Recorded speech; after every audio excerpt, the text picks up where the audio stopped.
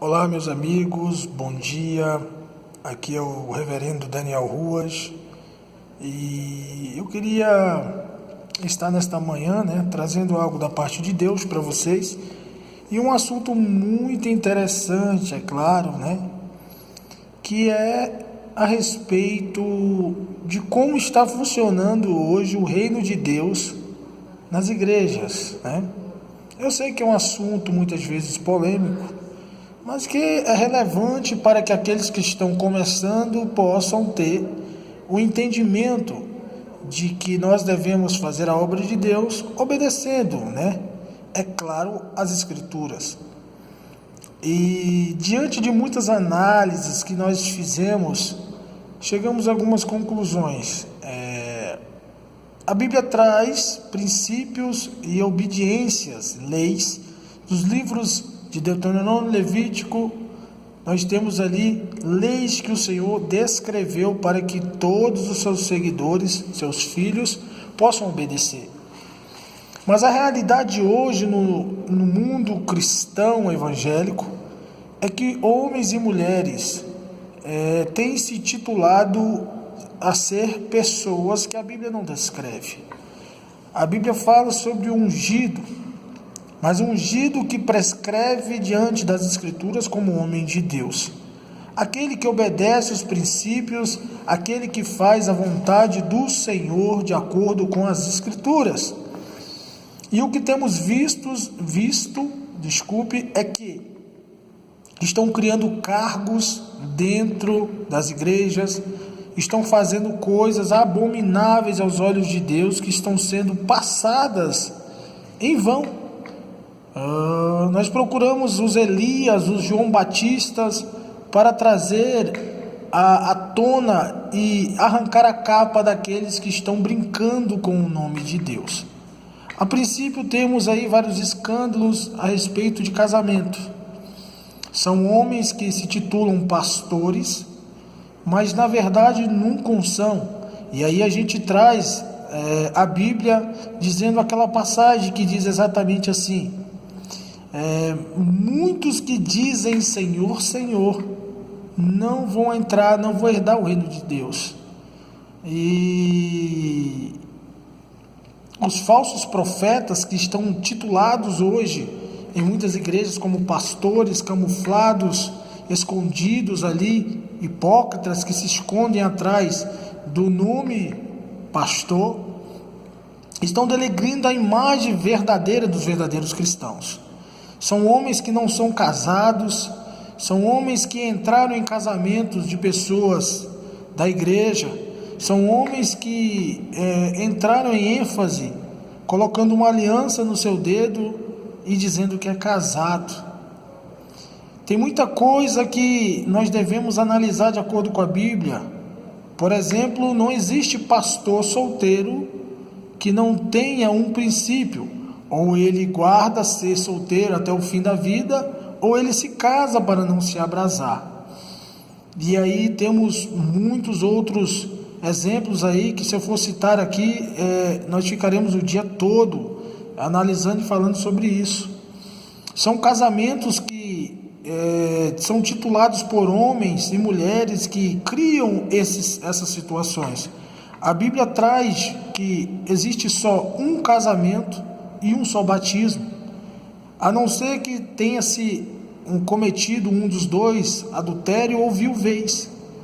Mas imagine quando não se houve traição da parte de nenhum dos dois, e nós temos aí uma pessoa tomando uma atitude sem obedecer os princípios das Escrituras, uma pessoa tomando uma atitude sem o conceito espiritual da Bíblia. E aí nós temos hoje muitos casamentos que Deus não aceitou, nós temos muitos casamentos que Deus abominou, e muitas mulheres e homens repudiados que não podem casar novamente dentro do conceito cristão bíblico.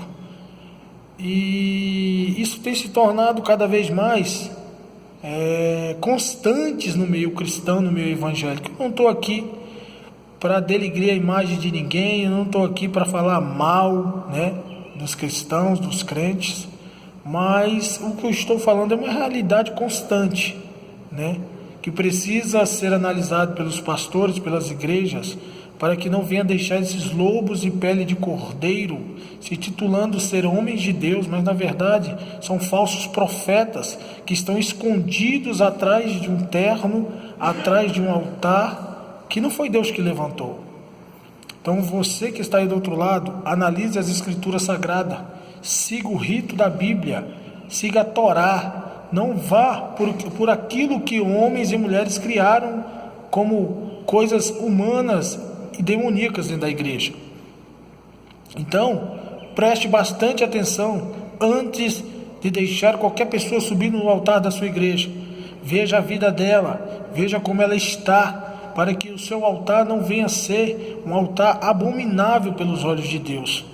Então, quando eu falo que hoje no meio cristão nós temos muitos escândalos, muitas coisas horríveis acontecendo, eu estou falando isso por motivo de tentar resgatar e ainda orientar muitas pessoas que estão sendo enganadas.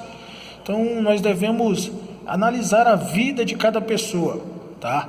E quando uma pessoa se titular pastor, procure saber a vida dela, procure saber quem ungiu ela, procure saber da onde ela veio, né? Porque tem muitos aí que se titularam pastores, missionários, presbíteros, diáconos, mas na verdade são falsos profetas escondidos e mais, escondidos para tirar proveito das coisas de Deus, do nome de Deus. E quando eu falo proveito é dízimos, ofertas. Quando eu falo proveito é o ego, o cargo, é a fama. Então tem pessoas que estão se escondendo, tá? Se escondendo atrás da Bíblia e se titulam como homens e mulheres de Deus. Eu deixo uma pergunta: como é que eu sou homem de Deus e não consigo perdoar o meu próximo? Como é que uma mulher se diz ser mulher de Deus e guarda rancor e ódio no seu coração e ainda tem consciência de cantar, de louvar, de subir ao altar de Deus e dizer: eu sou servo do Deus vivo? Analisando as escrituras, nós temos o Senhor dizendo que aquele que não ama o seu irmão não é filho de Deus, é filho do diabo. Analisando as escrituras, aquele que não ama o seu próximo não pode entrar no reino dos céus. E o maior mandamento é amar a Deus sobre todas as coisas e amar o próximo como a ti mesmo. E aí fica a pergunta: o que tu tens feito pelo teu próximo? Se um dia alguém te ofender ou te magoar, qual é a atitude que você deve tomar como homem de Deus ou mulher de Deus? Qual é a atitude que nós devemos tomar diante dos olhos de Deus quando alguém nos ofende, quando alguém nos magoa, quando alguém nos machuca, nos fere? A atitude que nós devemos tomar é olho por olho, dente por dente, ou devemos perdoar o nosso próprio irmão, não só uma, duas, três, mas 70 vezes 7, como a Bíblia traz? Eu fico preocupado com essa nova geração de pregadores que não consegue manter o rito bíblico e eclesiástico das escrituras e criam seus preceitos e criam as suas doutrinas, criam meios para satisfazer os seus egos e as direções suas. A Bíblia traz no livro de Apocalipse que ai daquele que mudar um só tio das escrituras sagradas. Então você que está mudando, tirando a ordenança da Bíblia e criando as suas ordenanças dentro da igreja, Deus manda eu te dizer: se conserta, pratique as primeiras obras, se conserta. O altar de Deus não é para qualquer um. O altar de Deus não é para subir qualquer pessoa. Para se subir no altar de Deus, tem que ser santo, puro e limpo diante dos olhos de Deus. Então, eu deixo essa mensagem aqui nesta manhã para você que está vendo aí do outro lado. Analise as pessoas que sentam no seu altar. Analise as pessoas que entram na sua casa. Analisam verdadeiramente quem são seus amigos de verdade. Sabe por quê? Porque Judas traiu Jesus por 30 moedas. E Judas era um discípulo próximo de Jesus. Agora eu digo a você: imagine aquele que não é. Imagine aquele que por muitas vezes esteve do seu lado, mas sempre quis o seu mal, sempre quis a sua derrota. E imagine o servo mentiroso, aquele que diz algo que não aconteceu. O que Deus vai fazer com uma pessoa que diz algo que nunca aconteceu contra outra pessoa. Ela cria uma história, ela diz o que quer e ali expõe o nome daquela pessoa, expõe a vida daquela pessoa com mentiras descabidas, dizendo algo que nunca aconteceu. Essas pessoas muitas vezes estão em cima do altar pregando e cantando na maior calma do mundo, como se nada tivessem feito. Mas eu quero te deixar uma mensagem, eu quero te deixar uma palavra de Deus para você. Os olhos de Deus perscrutam os 4 cantos da terra. Deus é onipresente, onisciente e onipotente. Você acha que naquele grande dia do juízo final Deus não vai te requerer essa mentira? Você acha que naquele dia do juízo, no grande dia do juízo final, Deus não vai te cobrar por aquilo que você inventou, por aquilo que você disse que aconteceu, mas na verdade nunca aconteceu? Deus não está no meio da mentira, Deus está no meio da verdade. Nada pode contra a verdade, senão a própria verdade. Então vai haver dias em que Deus vai te requerer a verdade. Você não vai ter paz por estar mentindo contra o seu irmão. Você não vai ter paz quando você faz o mal ao seu próximo e acha que fez o certo. Deus manda você perdoar o seu irmão. Deus manda você ir até o seu irmão e se reconciliar com ele. Até mesmo para você subir no altar e cantar e pregar e dizer algo de Deus, você tem que reconciliar com o seu irmão. Para você cear, participar da Santa Ceia, você deve ir até o seu semelhante, pedir perdão com 2 testemunhas. E como está esse evangelho hoje?